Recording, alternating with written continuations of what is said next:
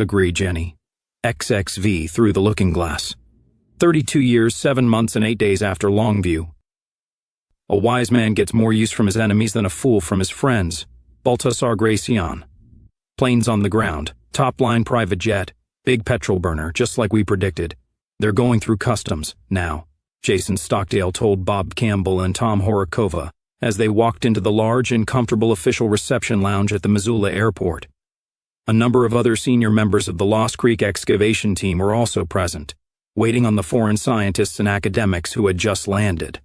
"Let's hope they don't create an incident right off the bat," said Bob. "They wouldn't try to bring in any pornography or Zionist videos, would they?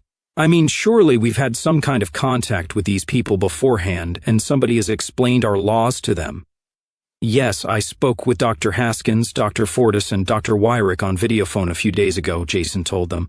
"I would have liked to do so much earlier and more extensively, but it took this long to get all the necessary government permission slips on their end for a conference call between London, Harvard, the Smithsonian, and us here in the wicked and evil Northwest Republic, where the powers of darkness are exalted. Had to be sure their eggheads wouldn't catch racist cooties through the monitor, I suppose. Anyway, yes, they know they're not supposed to bring porn. No Zionist or Jew drivel, no nigger music, nothing promoting race mixing or buggery, and none of certain drugs, like heroin and LSD, which are considered antisocial. Of course, their definition of what's antisocial and ours are probably poles apart. I'll be interested to see if any of them try to test us on something petty like that right off the bat," said Robert. "If they do, we'll know they're probably not our bad boy or girl. He or she will be coming in squeaky clean and exquisitely polite. Yes, sir, no, sir, 3 bags full, sir." "They're coming up here when they clear customs?" asked Tom. "Yes, the airport manager and the protocol guy from the foreign ministry met them on the tarmac and are guiding them through," said Jason. "We will have a brief introduction up here, after which they may or may not want to unwind with a few of our fine Northwest brews." He nodded toward a buffet table and minibar along one side of the wall, including a large ice tub of Red Hook and Rogue Brewery beers in dark bottles, or they may fling a hissy fit about something wicked and racist they've seen already and start throwing the beers. I honestly have no idea how these people are going to behave. We've never had much nonviolent interaction with the rest of the world over the past 40 years, and we're still kind of new at it. "They're probably going to be freaked out by our wardrobe," said Bob. "Not surprising," commented Tom. "I spend a lot of time online reading their publications and watching their videos and raw news feeds we intercept. Have you any idea what they're wearing out there now? When they wear anything at all? The men look like zombies, risen from the grave, and the women all dressed like bad ladies," he hastily amended himself, remembering that Ally and several other women were in the room. Tom had a point. Sartorial fashion in the Northwest Republic was being carefully and gently, yet deliberately walked backward through time by the Ministry of Culture, on the theory that clothes do to a large extent make the man or woman, and that sloppiness of dress leads to sloppiness of mind. Bob Campbell was wearing his guard uniform, but Tom and Jason were dressed in the Northwest's formal business style, which was taken from the 1930s. Double-breasted suits, light cotton for summer, with square-cut shoulders, wide-cuffed trouser legs. With razor-sharp creases, wide neckties, and long-sleeved shirts with cufflinks. Jason was wearing a charcoal gray suit, and Tom dark blue with pinstripes, with matching fedoras. Dr. Arne Wingard turned out to be a much nattier and more fashionable Northwest clothes horse when he wasn't up to his knees in coprolite. He was wearing a quasi-style that was becoming popular, a brown corduroy coat with matching waistcoat and trousers, spats, a short turnover shirt collar, and a knotted beige cravat. His straw boater hung on the hat rack. Women's fashions were also headed back to the days of Daisy and the bicycle built for two. Allura had doffed her khaki digging shorts and shirt, and she was now wearing a tight bodice of powder blue with ruffled sleeves and separate white trumpet skirt gathered at the waist, with a navy blue jacket. Barely visible beneath her ankle-length hem were tall lace-up boots, and her own straw hat hung beside Wingard's. Corsets and leg-of-mutton sleeves hadn't re-emerged yet. The door to the lounge opened, and the eminent persons delegation from foreign parts entered the room in single file. the 10 of them staring around in wonder, as if they were being led through some kind of zoo or funhouse, with live and dangerous exhibits. Gil Tucker, the protocol officer from the Foreign Ministry in Olympia, stepped over to Bob. "No problem with customs, Colonel," he said in a low voice. "Their baggage has been collected and stowed on the minibus, which they will take to Big Sky Lodge when we're done here for their first night home. Well, here in the Republic, I mean.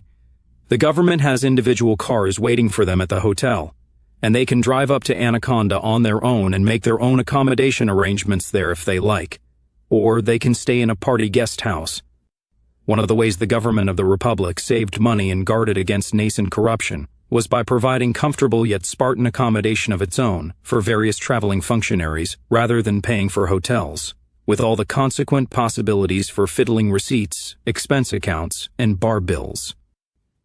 "We're giving them cars?" asked Jason. "The Foreign Ministry guy's idea," explained Tucker. "No pressure, no feeling on their part of being shepherded and chaperoned. They're not dependent on us for transport. They are perfectly free to go anywhere and see anything they like so long as it's not on a military base or the Centralia spaceport. They can even see most of the spaceport if they want to go over to Washington for a tour later on, so long as they clear it with the defense minister." "Not levitation vehicles, though?" asked Bob Campbell. "No, sir, just normal ground cars," said Garrison. "Good," said Jason. "Don't want them playing around with a flight-capable vehicle they have no idea how to operate and breaking their necks." Tucker moved away from them and back toward the foreign guests. "Trackers in all the cars?" asked Jason sotto voce. "Of course," said Tom. The two groups stared at one another briefly. Jason was right. This was the first time any of these people had ever interacted with someone else from the other side in non-hostile terms, or met one, or even seen one other than looking down a rifle barrel. Jason stepped forward. "Hello," he said to all of them. "Welcome to the Northwest American Republic. I'm Jason Stockdale, Chancellor of the University of Montana. The Lost Creek Project is being carried out under our auspices. This is Dr. Arne Wingard, who is the field director in charge of the actual excavation. These others are colleagues of ours whom I hope you will come to know are all involved in the dig. Mr. Tucker, you've already met our guests. Will you take it from here?" Tucker duly made the introductions.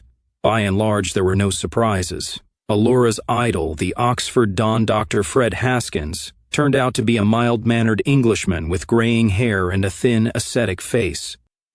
His assistant, the Scotsman Andrew Renfrew, was a pale younger man with sandy hair and a nervous, almost jumpy air.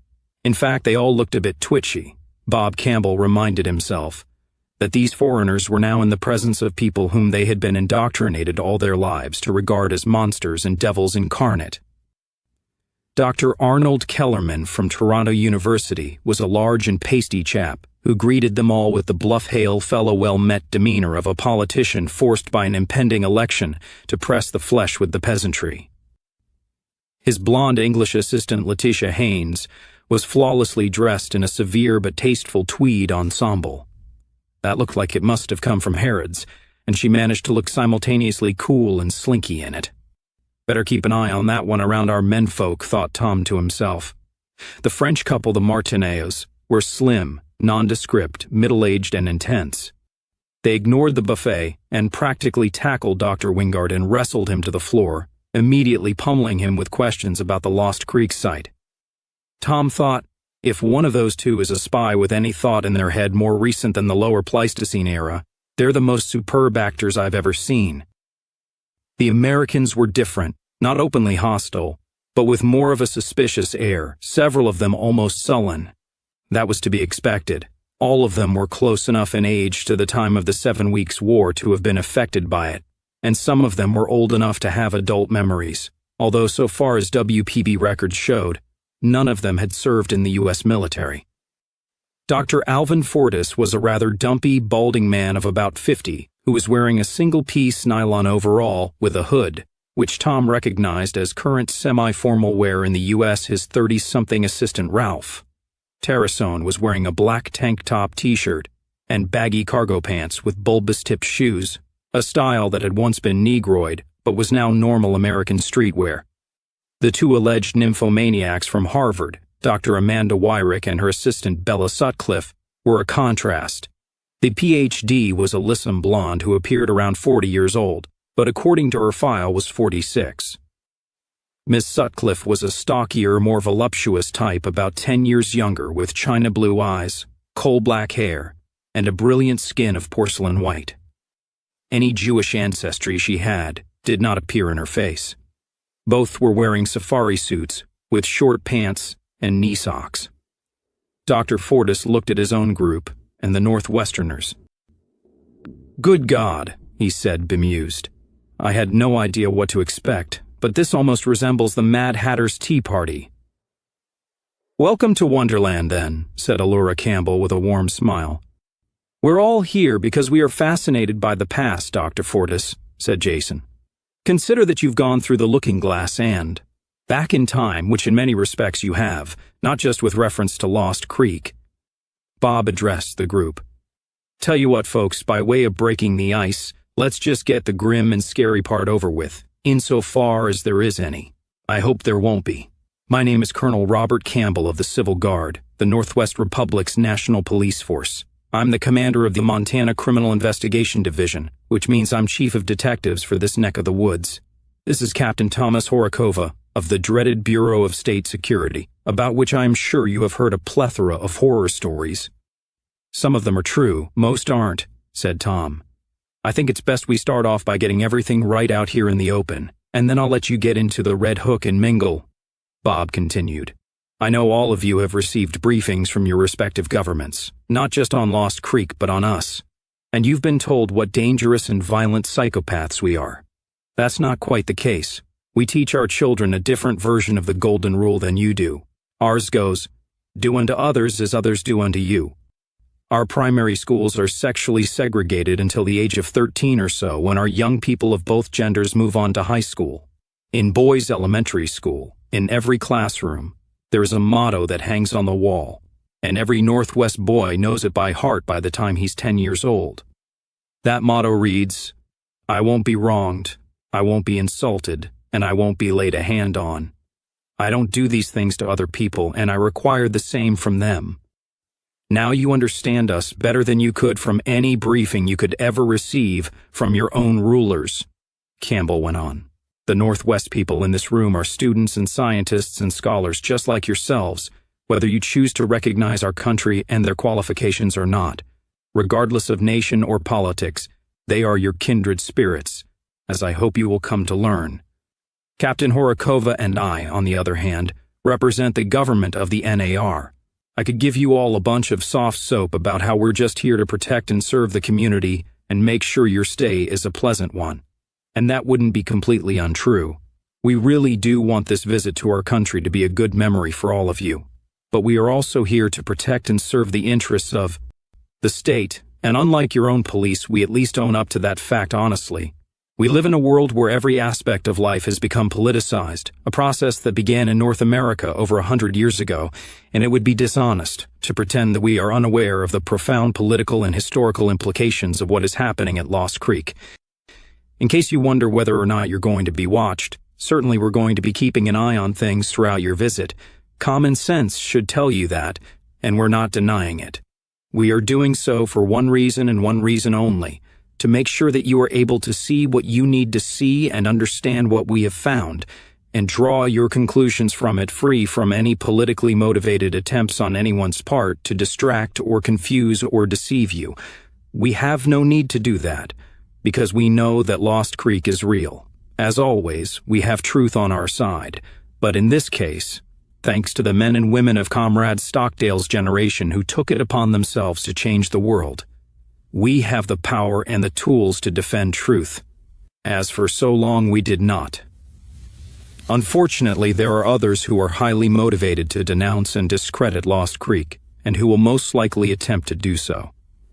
We will make sure they fail, at least on this end. What you write and what you say, and what you report back to your respective academic and scientific bodies about Lost Creek, that we have no control over.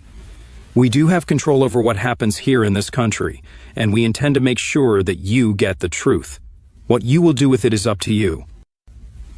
Beyond anything to do with the dig at Lost Creek, I want you all to know that you are free to travel anywhere you want in our country. Free to meet and speak with anyone you want, and free to say what's on your mind to anyone. You are not in jail here, and we're not going to try and herd you like cattle from place to place or anything like that. There are, of course, certain common sense restrictions that would suggest themselves. For example, it's probably not a good idea to go into the Long Branch Saloon in Anaconda, get drunk and start running your mouth about the glories of multiculturalism and diversity, and what racist barbarians we are. Captain Horikova here fought in the 7 Weeks' War at age 17, and you should bear in mind that most people of his age and over are almost certainly veterans who remember a time when your world tried to destroy ours. We have freedom of speech here, but we also have something your societies no longer recognize: individual responsibility.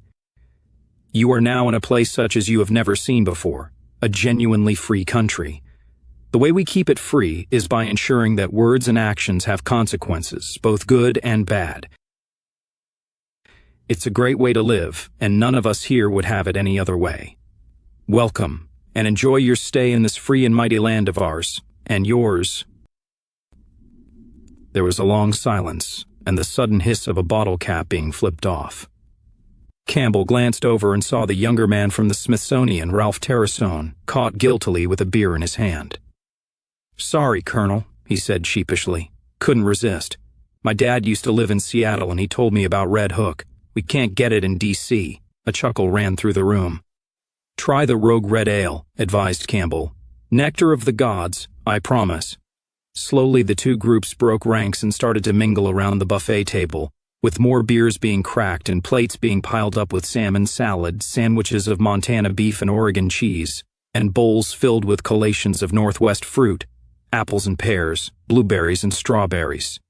Tom overheard Madame Martineau asking Jason at the fruit bar, "Monsieur le Chancellor, if it is not a state secret, how do you get tangerines and grapefruit past les sanctions?"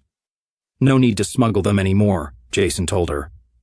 "Almost 20% of the Republic's agriculture is now hydroponic to one degree or another. Out on the plains of Idaho and eastern Washington and Oregon, you will see mile after mile of greenhouses along the side of the highway, in rows 2 miles long sometimes. We can grow anything at any season now, from citrus fruit to tobacco to orchids. We are the world's #1 per capita food exporting nation in every area except for wheat, where Russia still has us topped, and certain fresh fruits like oranges and grapefruit." "Russia is a much bigger country," said Dr. Haskins, loading his plate with a mountain of salmon salad. "Yet what you have done here in 30 years is most incredible, Dr. Stockdale." "I'm just Mr. Stockdale," Jason corrected him. "I never actually completed my degree at the university here. Not even my BA." "Why not?" asked Madame Martineau. Jason pointed to the old NVA pin in his lapel. "History got in the way, ma'am. When people are trying to kill you, you tend to cut class a lot. So how you did come to be chancellor?" asked the Canadian archaeologist, Dr. Kellerman. "Spoils of war kind of thing," Jason told him. "Or spoils of revolution. The O&R guy who talked to us before we left said you're not a real academic or a scholar. You're just a thug who shot his way into the chancellor's job," Bella Sutcliffe told him bluntly. "And he was absolutely correct," replied Jason, beaming. "Hence the Al Capone get-up." He thumbed his wide lapels. "The characterization doesn't seem to bother you," said Bella. "To have the Office of Northwest Recovery badmouth one is an honor for any citizen of the Republic," Jason said. Tom Horikova had expected the visitors to avoid him like the plague, once they knew he was a boss man, but to his bemusement, he turned away from loading his own plate at the buffet to find himself surrounded by a bevy of curious females. "Could I trouble you for a light, Captain?" said Bella Sutcliffe, cigarette in her mouth, carefully balancing her plate and a bottle of beer. "You know, I could really get used to this business of being allowed to smoke in public. I thought they finally gave up on banning tobacco out there a few years ago," replied Tom, flicking his Zippo.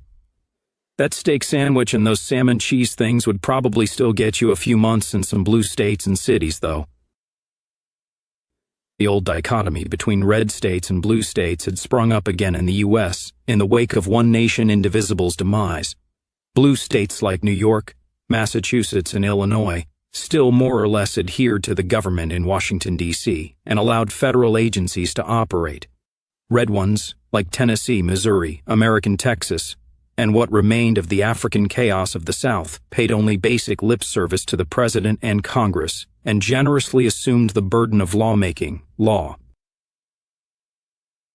enforcement, and infrastructure from the feds, the fig leaf being that this was in order to cut costs. The fact was that the D.C. government no longer had the muscle to enforce its will on large sections of the North American continent, and it was now pretty much a paper tiger as far as being able to threaten the Northwest Republic went. "Oh yeah, this food is great. I'm going to gain 20 pounds while I'm here," said Bella with a laugh. They stopped criminalizing tobacco possession per se, because they had to start collecting taxes on something again, so you can buy cigarettes and cigars legally in TPC stores if you pay $1,200 a year for a license. Now, in most places, it's not just any smoking in public that's banned, but any smoking around a child under 12, including in your own home, of course. Any smoking in a communal structure, which means all apartment buildings. No smoking in any place of business at all, even if it's not open to the public. So forth and so on, Bella went on. It's a fundraising thing. What's left of the federal government can't collect much in the way of taxes anymore, and so they use the T as revenuers, kind of like they used to do for pot a century ago.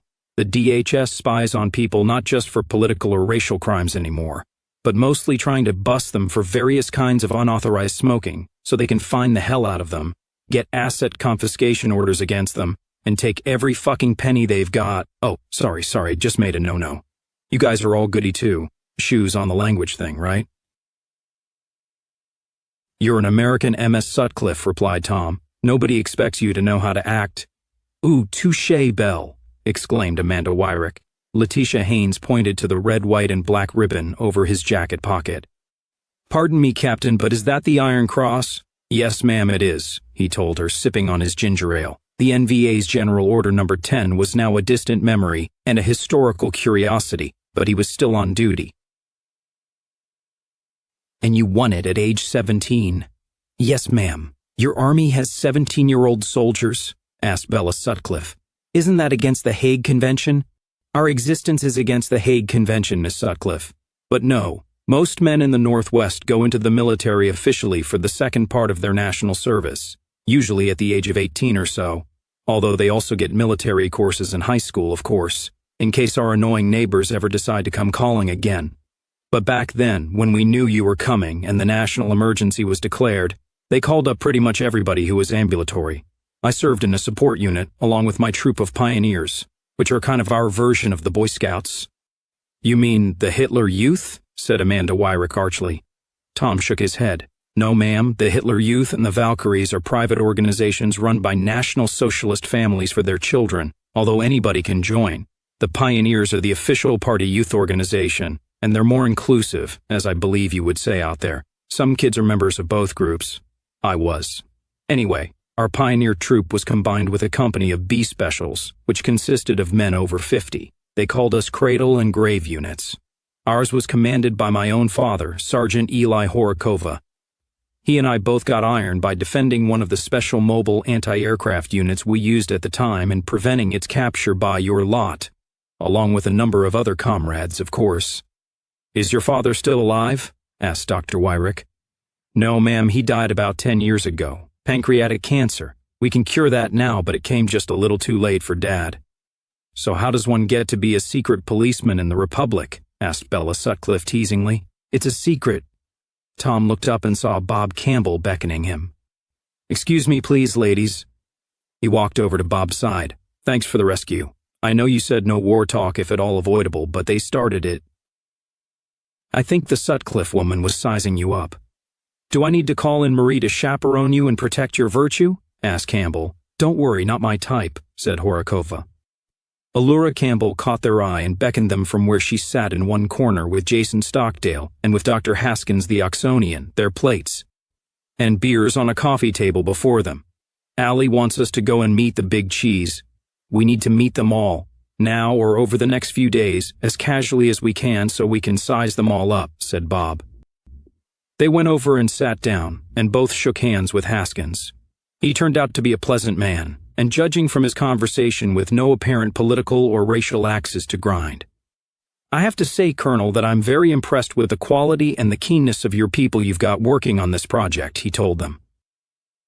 Not to mention the high standard of expertise I'm seeing so far in the published work on the Lost Creek excavation site, which I've read online. They allow you to view Northwest websites in the UK? Asked Bob. I thought you had to get all kinds of special permits, which I obtained with some difficulty, said Haskins ruefully. I'd say Miss Campbell is easily as knowledgeable as any doctoral candidate I've encountered in my career. It's Mrs. Campbell, sir, said Allie. We do things the old way here. Ah, yes, the old way, said Haskins with a nod, raising his beer. Here's to the old way. I notice you have the same name as the colonel here. Any relation? Bob is my father-in-law. My husband is a guard. He's on duty today, but he spends a lot of his spare time helping out at the site, so you'll meet him as well when we get out there. I find it surprising you're married already, said Haskins. Of course, I noticed the ring right off. In England one never sees them anymore, and so young. Why, you can't be more than 23 years old, my dear. 22, said Allie.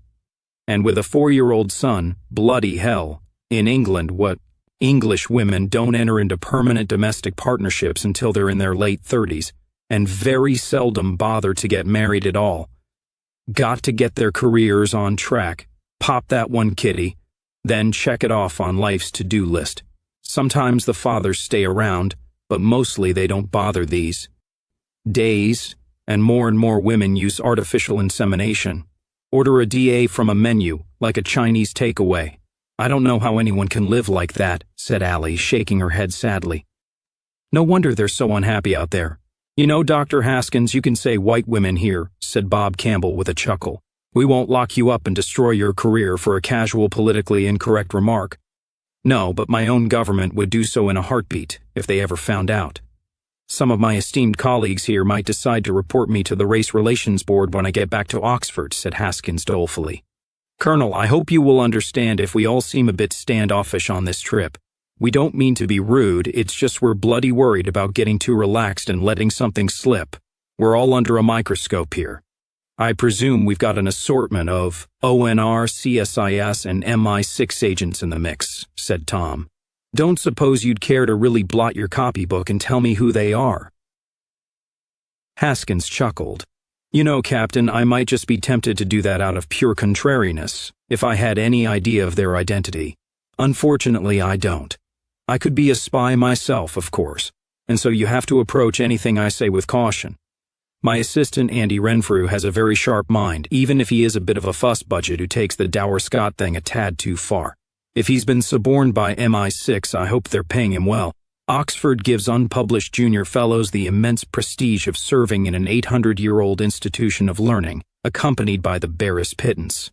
Kellerman wouldn't need money. The spooks would turn him by appealing to his vanity, which is vast. Actually, I'm fairly certain Arnie isn't a spy. Not a discreet kind of chap at all, you see. If he was, he couldn't resist dropping portentous and mysterious hints, and I've not picked up any such. His assistant, Letty Haynes, is a brilliant and formidable young woman who wants Arnie's job and will probably get it sooner or later, and she will be very good at it when she does. She's quite capable of grassing on him to the Human Rights Tribunal back in the Great White North, or for that matter against me or Andrew to the Race Relations Board or the university authorities back home if we become indiscreet in our cups. While we're here, or if any of us seem too matey with you gentlemen or any of the locals, but I suspect it would be purely out of personal and professional ambition, rather than because she was working for the British or Canadian government. Still, I suppose if there is an MI6 or a CSIS bod here, it has to be one of us four, doesn't it? Me or Andy or Letty, or just possibly Arnie. The rest of the delegation, the Yanks and the French couple, I don't know well enough to speculate. Now, Mrs. Campbell, please go over once again this codswallop about how you think you may be able to find contemporary remains of both Cro-Magnon and Homo sapiens. I admit I find that hard to swallow. First, the CM tumuli remains are from level 1, late Paleolithic, and the bones are carbon dated at between 11 and 12,000 years, began Ally. Which is the first thing we're going to have to check out from top to bottom, because it's barking mad, said Haskins. It is chiseled in stone that the last Cro-Magnon chap turned up his toes 20,000 years ago. End of bloody story.